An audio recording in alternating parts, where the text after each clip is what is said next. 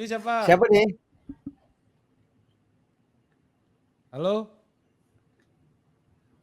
Halo? Halo. Ya, ini siapa? Hendra, Bang.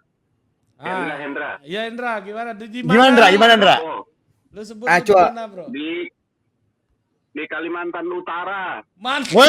Mantap. Silakan Bang Hendra, silakan komentarnya gimana? Coba, running text Hendra Kalimantan Utara. Coba running text. Silakan Bang Hendra, silakan disampaikan analisanya dan pandangannya. Silakan. Ya, terima kasih. Yang jelas saya lihat tadi yang di tampilan itu kayak kumpulan arisan aja sih. Semuanya memuji-muji. Oke. Cuman saya nggak tahu tuh beneran nggak dari hatinya gitu aja. Oh, nah ini menarik. Ini menarik Mas Hendra. Menarik nih. Ini gua kerasa kayak dengar komentar Kang Sejo ngomong nih, Dit. Kenapa?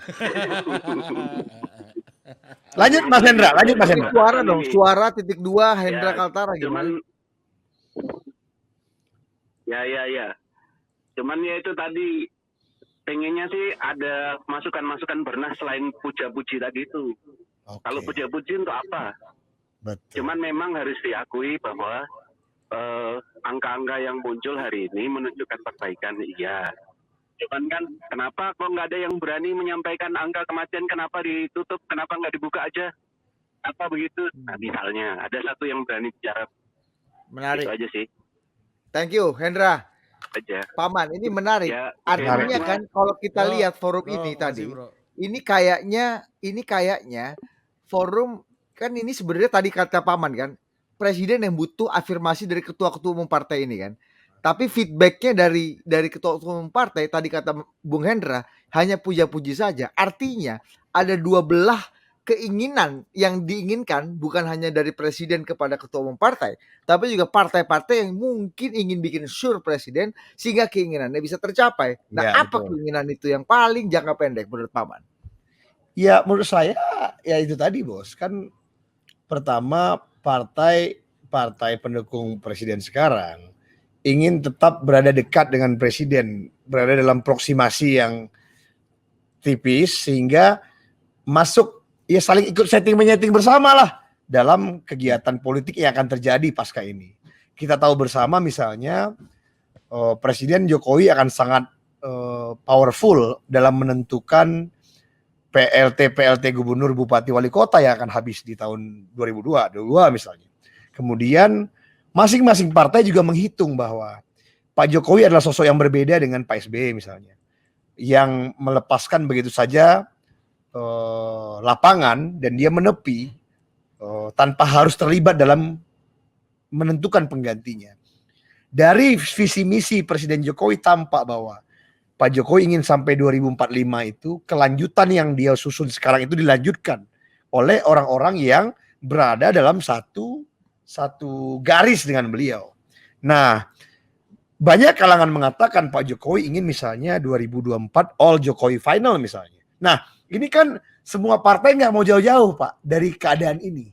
Dan cukup ramai kemarin pasca pertemuan itu yang jadi trending di Twitter adalah menghitung matematika politik bahwa tampaknya kalau dibiarkan di luar gelanggang PKS dan Demokrat, maka calon presidennya sudah seperti berburu di kebun binatang.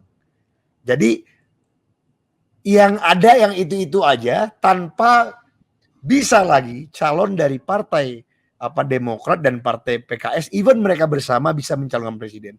Nah, menurut saya itu salah satu yang paling pokok yang bisa kita lihat bagaimana kekuatan politik ingin selalu menjaga proksimasinya terhadap Pak Jokowi. Karena beliau orang-orang ini yang orang-orang membaca interaksi psikologi kan. Istilahnya beginilah. Saya yang tersentuh itu ketika Opung bicara tuh. Oh enggak, dia cepat belajar. Wah, dulu sih saya iya, sekarang saya ngeri juga saya. Ah, gitu loh. Pernah Opung ngomong begitu kan, bahwa saya sekarang loyal dengan beliau. Artinya apa? Orang-orang ketua-ketua ini, bahkan Pak Prabowo di sana, misalnya ada Pak Surya Paloh, berinteraksi gitu. Dari Pak Jokowinya yang di Solo, gubernur, presiden pertama, presiden kedua, lama-lama dia sadar bahwa memang Pak Jokowi orang yang bisa menggunakan power secara maksimal mungkin. Sehingga Mereka lebih memilih tetap ada dekat dengan Pak Jokowi. Cuman yang menurut saya baik dari Pak Hendra tadi adalah apa benar pidato kalian itu sama yang di mulut dengan di hati. Nah, soal hati ini kan kita nggak pernah tahu. Jangan-jangan yang di hatinya Ibu Mega berbeda dengan yang di mulutnya. Jangan-jangan disampaikan Pak Prabowo berbeda. Jangan-jangan disampaikan Caimin berbeda. Kan itu tadi yang dikhawatirkan oleh Hendra. Tapi Mas Hendra menurut saya sangat mulia ini. Kenapa? Karena dia mengatakan kalau Anda senang dengan teman Anda, dengan pasangan Anda, jangan puji-puji saja. Kritik dia. Tapi mungkin kritik itulah yang mungkin tidak di-broadcast-kan. Jadi ketika kameranya sudah off, kritik baru mungkin mulai main. Nah, dugaan saya seperti itu. Karena ini kan kita orang timur. Mengkritik di depan umum itu bukan tabiat yang dianggap elok, apalagi mengkritik pemimpin. Kita kan kalau mengkritik, jangankan kita mengkritik pemimpin. Istri mau kritik suami aja biarin anak tidur dulu, kita di dalam kamar baru kita dikritik. Apalagi kalau kita mau mengkritik presiden. Mungkin itu jawabannya Mas Hendra. Bukan untuk membela Pak Presiden ya, tapi kira-kira mungkin itu. Dugaan saya ketika di dalam ruangan yang tidak di-broadcast itu, kritik itu pasti beredar. Contoh, Pak Presiden ini vaksin di Jawa Tengah lebih baik, kurang ini. Jangan Jakarta aja. Pak Presiden ini kenapa ini di sini kurang, di situ kurang. Nah itu saya yakin ada dinamika itu. Tapi dia tidak di-broadcast menurut saya. Jadi ada resepsi, ada siraman. Ini resepsinya. Mungkin siramannya, lamarannya, ya kan? Sungkemannya itu. Gitu loh bro, hitung-hitung. Iya betul. Pasang blanket gitu TP kan. ya. Ya. Oh, tampaknya begini, suara Paman sudah mulai hilang. Ini batuk. Waduh. Jadi menurut saya, apakah berkenan kalau Paman mengusulkan kita akhirilah TTM ini karena kita memang sudah lewat tengah malam. Nah, setuju. Ada Hikmah dulu, telepon hikmah, telepon Pak. lagi, Hikmah. satu lagi deh. Oke, telepon lagi lah. 2 lagi lah. Boleh telepon 2 lagi. Siapa yang mau telepon? Silakan. Mas Topo di grup Mas Topo, ayo silakan. Oke, siapa yang? Tadi Kalimantan sudah, mungkin dari Sumatera ada yang mau telepon, silakan Sumatera. Sumatera. Ini Adil komen, Adli sama Adil komen mulu nih. Kita telepon aja apa nih? Kata Adil, video setnek tadi adalah panggung sandiwara kawan. Gak apa-apa, Adil bicara dong kau Adil. Coba telepon dulu Dil, telepon Adil Dil. Telepon gua Dil. Coba. Ah, ini masuk lagi nih. Mana nomor Adil malah gua tahu. Halo. Sorry. Halo, udah. Sorry bro, gua lupa nyalain ininya audionya. Maklum. Katro. Operator yang terlalu banyak buku. Operator jangan bicara woi, mereka udah bicara itu. Ini kalian. Oh, iya. Silakan. Assalamualaikum. Selamat malam, selamat pagi. Waalaikumsalam. Selamat pagi waktu Amerika Paman Sab. Siang ding kok pagi. Selamat siang bro. Siapa ini? Ari ketik. Adil Putra Paman. Mas Topo dari Semarang, Jawa Tengah. Oke, silakan Mas Adil Putra. Ari tolong ketik dulu suara Adil Putra Semarang. Silakan Mas Adil. Mantap. The corner is yours. The corner is yours, silakan. Ini semua airtime punya Mas Adil, silakan mainkan. Siapa Man? Jadi kalau berkomentar mengenai video tadi, mengenai perkumpulan kelompok ketum di Istana Merdeka ya, sebenarnya ini apakah bukan salah satu Partai Amanat Nasional mengambil langkah yang salah ya? Karena kita ketahui kan bahwa pihak yang tidak suka pemerintah ini kan sedang menggelembung sedang besar-besarnya.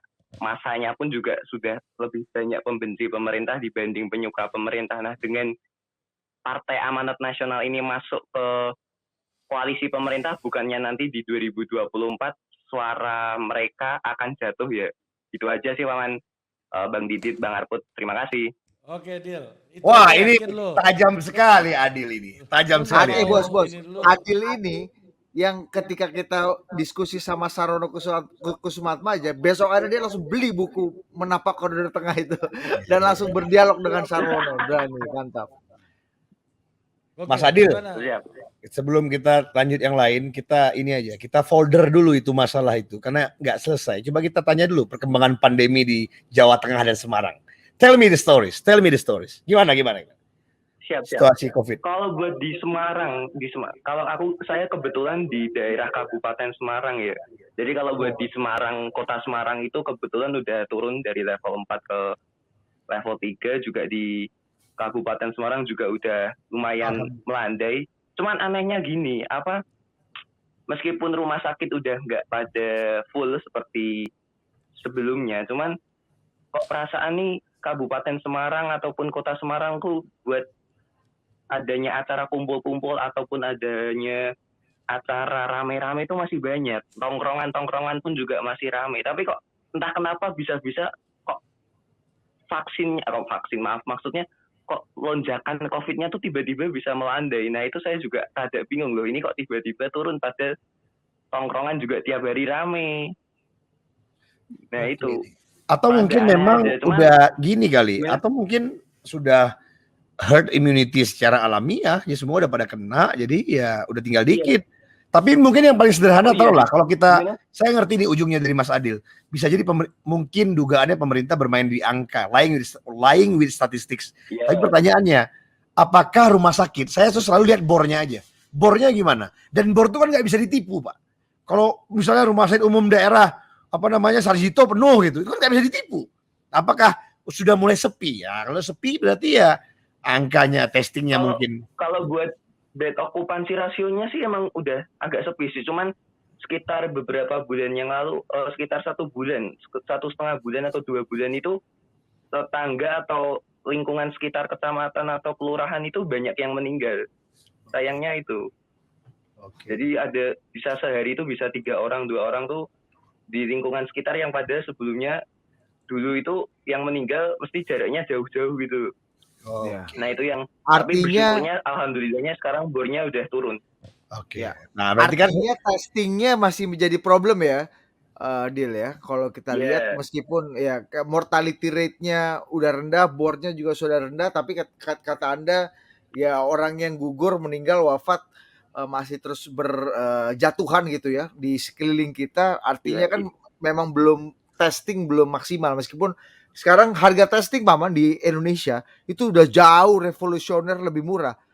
Bahkan untuk antigen sendiri bisa di bawah 100.000 dan yang swab PCR sendiri di bawah 500.000. Jadi itu udah benar-benar applied perintah presiden itu, Paman. Oke, menarik tadi. Mudah-mudahan ini Oke, kita cut dulu Mas Adil. Terima kasih banyak Mas Adil. Nanti kita kalau sudah tidak pandemi dan Paman mungkin bisa sekali 2 kali bolak-balik Indonesia, kita bikinlah TTM offline di Semarang itu kan.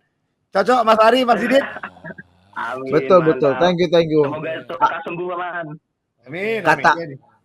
Kata Alex Narwadan, Adil Putra juga hanya berasumsi. Memang asumsi kita semua bos, karena Adil hanya melihat apa yang ada di radius sekeliling dia aja gitu. Artinya masih banyak yang meninggal dunia gitu. Ya, Oke. Kita dengar yang lain lagi. Ada silakan yang mau telepon, silakan. Belum ada. Lu jawab dulu lah yang tadi. Oke, silakan. Mungkin yang menjawab Didit atau Ari. Nah, ada masuknya.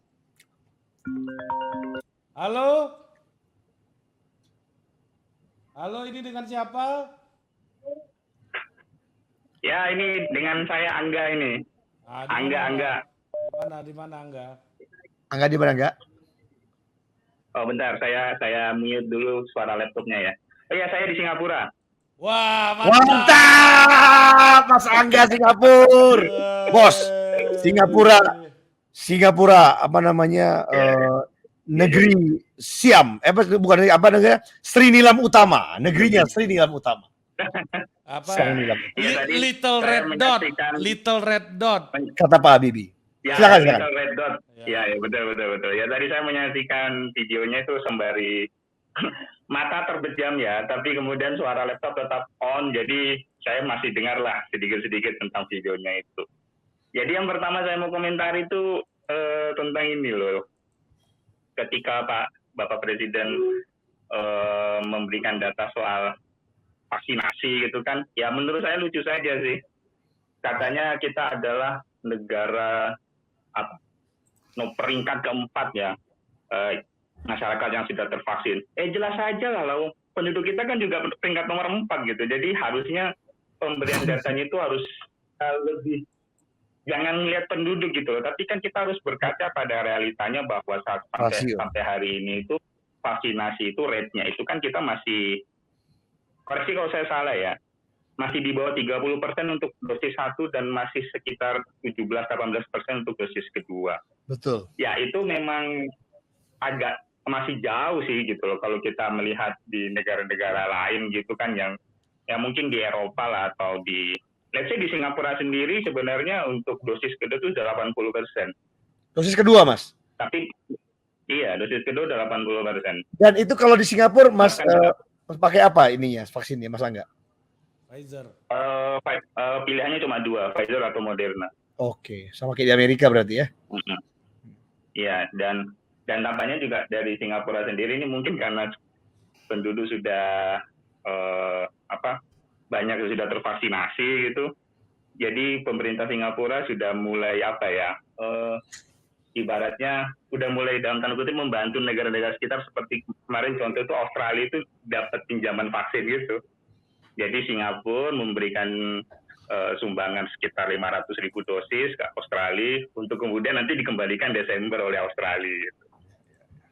Terus sekarang sudah mulai ada wacana booster juga. Gitu. Tapi itu. Mereka memunculkan wacana booster setelah masyarakatnya itu sudah 80% tervaksinasi. Kita tuh lucu. Kita masih 30% tervaksinasi, tapi kemudian wacana booster sudah sana sini gitu kan, bahkan yang mewacanakan tuh pejabat. Jadi secara etika kok kayaknya kita agak gimana gitu. Itu yang pertama. Yang kedua yang saya soroti itu adalah kenapa di antara semua ketua partai tadi itu tidak ada yang menyoroti angka kematian ya. Iya, iya. Padahal kan Sama seperti tadi ya.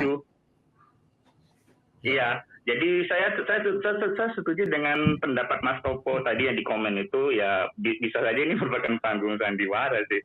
Kenapa? Karena data kita itu kita perhatikan juga lucu.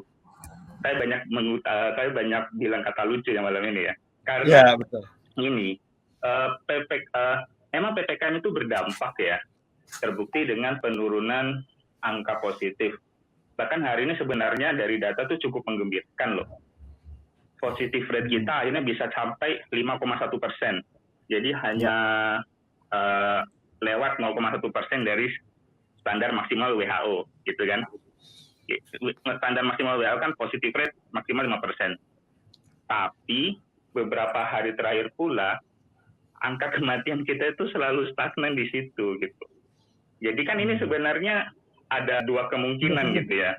Kemungkinan pertama adalah dari tiga data harian itu kan angka positif, angka kasus aktif, sama angka kematian. Itu ada yang dimanipulasi. Oke, Mas Angga.